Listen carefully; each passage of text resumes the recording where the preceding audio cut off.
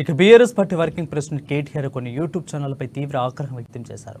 బాధ్యతాయుతంగా వ్యవహరించాల్సిన కొన్ని యూట్యూబ్ ఛానళ్లు ఇలాంటి ఆధారాలు లేకుండా అడ్డగోలుగా అసత్యాలు పదే ప్రసారం చేస్తున్నాయని మండిపడ్డారు.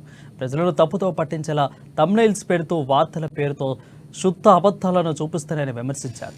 గుడిగా వ్యతిరేకించడంలో వల్లనో లేక అధికార పార్టీ ఇప్పించే డబ్బులకు ఆశపడి ఇలాంటి నేరపూరితమైన చట్టవిరుద్ధమైన వీడియోలను ఫేక్ న్యూస్లను ప్రచారం చేస్తున్నాయని కేటీఆర్ ఆరోపించారు. ఇక ఇది వ్యక్తిగతంగా నాతో పాటు మా పార్టీని దెబ్బతీయాలన్న కుట్రలోనే భాగంగా జరుగుతుందని భావిస్తున్నామని తెలిపారు. కేవలం ప్రజలను అయోమయానికి గురిచేసి తప్పుదోవ పట్టించేందుకు చేస్తున్న చర్యగానే భావిస్తున్నామని కేటీఆర్ స్పష్టం చేశారు. గతంలోనూ ఇలాగ అసత్య ప్రచారాలు అవాస్తవాలను ప్రచురించిన మీడియా సంస్థలపై కూడా న్యాయపరమైన చర్యలు ప్రారంభించామని వెల్లడించారు.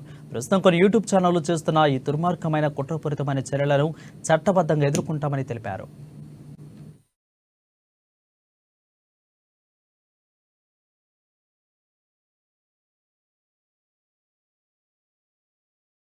సత్యాలను అదే పనిగా ప్రచారం చేసి అడ్డమైన థంబ్నెయిల్స్తో వార్తల పేరుతో దుష్ప్రచారం చేస్తున్న యూట్యూబ్ ఛానళ్లపై పరువు నష్టం కేసులతో పాటు క్రిమినల్ చర్యలు కూడా తీసుకుంటామని కేటీఆర్ హెచ్చరించారు.